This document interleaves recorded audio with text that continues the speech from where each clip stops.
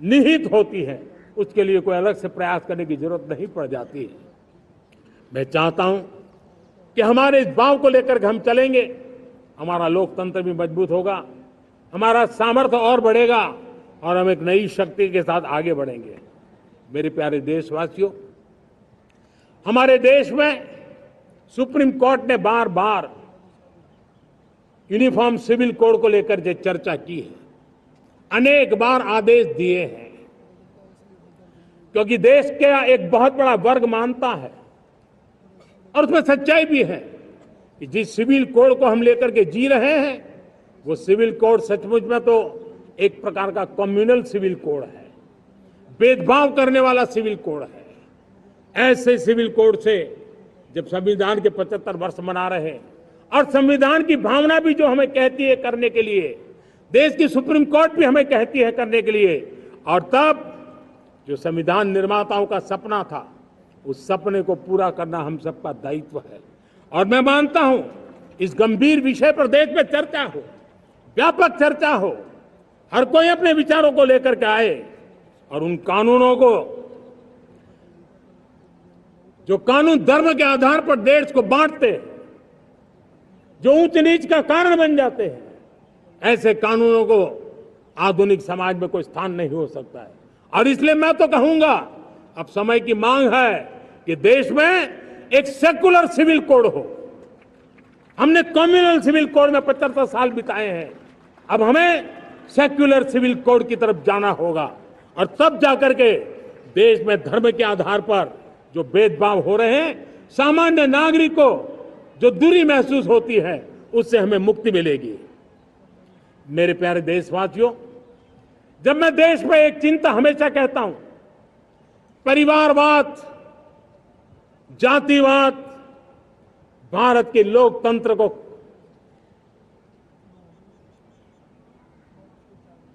बहुत नुकसान कर रहा है। देश को, लोक राजनीति को हमें परिवारवाद और जातिवाद से मुक्ति दिलानी होगी। आज मैं देख रहा हूं मेरे सामने जो नौजवान है, उसमें लिखा हुआ है माय भारत, जिस संगठन का नाम है उसकी चर्चा लिखी है, यहां बहुत बढ़िया तरीके से लिखा हुआ है। माय भारत के अनेक मिशन है।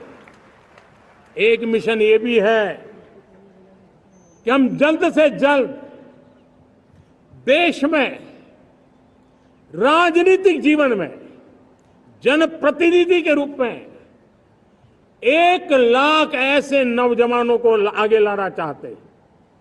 शुरुआत में 1 लाख नौजवानों को आगे लाना चाहते हैं, जिनके परिवार में किसी का भी कोई राजनीतिक बैकग्राउंड ना हो, जिसके माता पिता, भाई बहन, चाचा, मामा, मामी कभी भी राजनीति में नहीं रहे, किसी भी पीढ़ी में नहीं रहे, ऐसे होनहार नौजवानों को फ्रेश ब्लड 1 लाख, चाहे वो पंचायत में आए, चाहे नगर पालिका में आए, चाहे जिला परिषदों में आए, चाहे विधानसभा में आए, लोकसभा में आए, 1 लाख नए नौजवान, कोई भी प्रकार का पूर्व का राजनीतिक इतिहास उनके परिवार का ना हो, ऐसे फ्रेश लोग राजनीति में आए, ताकि जातिवाद से मुक्ति मिले, परिवारवाद से मुक्ति मिले, लोकतंत्र को समृद्धि मिले। और जरूरी नहीं है कि एक दल में जाए, उनको जो पसंद हो उस दल में जाए, उस दल में जाकर के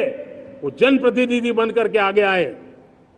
देश तय करके चले कि आने वाले दिनों में 1 लाख ऐसे नौजवान जो परिवार राजनीति से दूर दूर का संबंध नहीं है, ऐसे फ्रेश ब्लड आएंगे तो सोच भी नहीं आएगी, सामर्थ्य भी नहीं आएगा, लोकतंत्र समृद्ध होगा।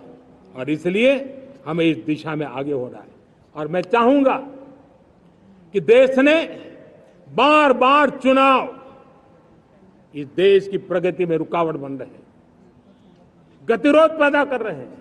आज कोई भी योजना को चुनाव के साथ जोड़ देना आसान हो गया है, क्योंकि हर 3 महीने 6 महीने कहीं न कहीं चुनाव चल रहा है। कोई भी योजना जाहिर करोगे आप तो मीडिया में देखेंगे, चुनाव आया तो फलाना हो गया, चुनाव आया तो फलाना हो गया। हर काम को चुनाव के रंग से रंग दिया गया है। और इसलिए देश में व्यापक चर्चा हुई है, सभी राजनीतिक दलों ने अपने विचार रखे हैं। एक कमेटी ने बहुत बढ़िया अपना रिपोर्ट तैयार किया है। वन नेशन वन इलेक्शन के लिए देश को आगे आना होगा। मैं लाल किले से तिरंगे की साक्षी में देश के राजनीतिक दलों से आग्रह करता हूं, देश के संविधान को समझने वाले लोगों से आग्रह करता हूं कि भारत की प्रगति के लिए, भारत के संसाधनों का सर्वाधिक उपयोग जन सामान्य के लिए हो, उसके लिए वन नेशन वन इलेक्शन के सपने को साकार करने के लिए हमें आगे आना चाहिए। मेरे प्यारे देशवासियों, भारत का स्वर्णिम कालखंड है।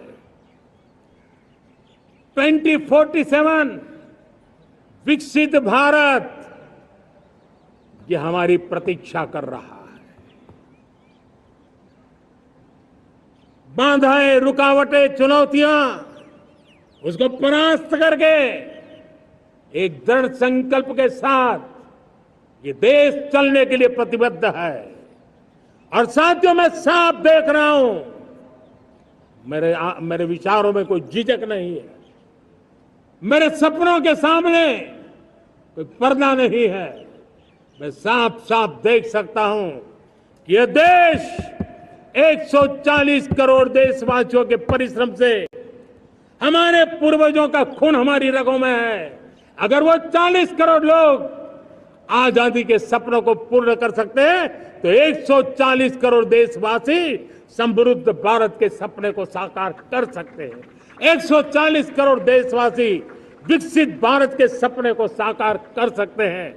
और मैंने पहले भी कहा था कि मेरे तीसरे टर्म में देश तीसरी इकोनॉमी तो बनेगा ही, लेकिन मैं 3 गुना काम करूंगा, 3 गुना तेज गति से काम करूंगा, 3 गुना व्यापकता से काम करूंगा, ताकि देश के लिए जो सपने हैं वो बहुत निकट में पूरे हो।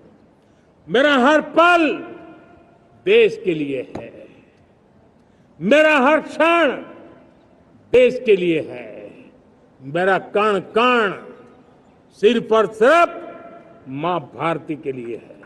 और इसलिए 24/7 और 2047 इस प्रतिबद्धता के साथ आइए, मैं देशवासियों का आह्वान करता हूं। हमारे पूर्वजों ने जो सपने देखे थे, उन सपनों को हम संकल्प बनाए, अपने सपनों को जोड़े, अपने पुरुषार्थ को जोड़े, और 21वीं सदी जो भारत की सदी है, उस सदी में स्वर्णिम भारत बना के रहें, उसी सदी में हम विकसित भारत बना के रहें और उन सपनों को पूरा करते हुए आगे बढ़े। और स्वतंत्र भारत 75 साल की यात्रा के बाद एक नए मुकाम पर बढ़ रहा है, तब हम कोई कोर कसर न छोड़े। और मैं आपको विश्वास दिलाता हूं, आपने मुझे जो दायित्व दिया है, मैं कोई कोर कसर नहीं छोड़ूंगा। मैं मेहनत में कभी पीछे नहीं रहूंगा, मैं साहस में कभी कतराता नहीं हूं, मैं चुनौतियों से कभी टकराते से डरता नहीं हूं। क्यों? क्योंकि मैं आपके लिए जीता हूं, मैं आपके भविष्य के लिए जीता हूं, मैं आप भारत माता के उज्जवल भविष्य के लिए जी रहा हूं। और उस सपनों को पूरा करने के लिए आज राष्ट्र ध्वज के छाया में, तिरंगे की छाया में दृढ़ संकल्प के साथ हम आगे बढ़े। इसी के साथ मेरे साथ बोलिए, भारत माता की, भारत माता की, भारत माता की, वंदे वंदे वंदे वंदे। जय हिंद, जय हिंद, जय हिंद।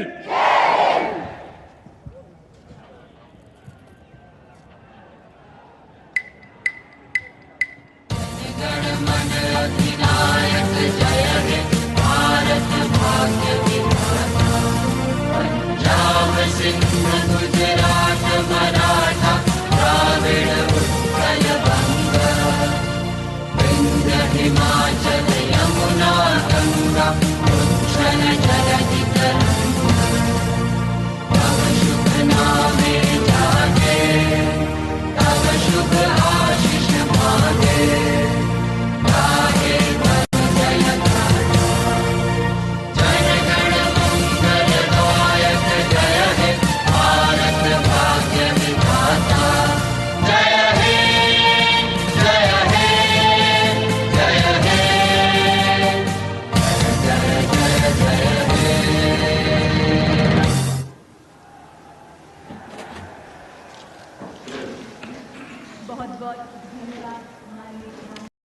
ऐसे हर महापुरुष के प्रति हम अपना श्रद्धा भाव व्यक्त करते हैं।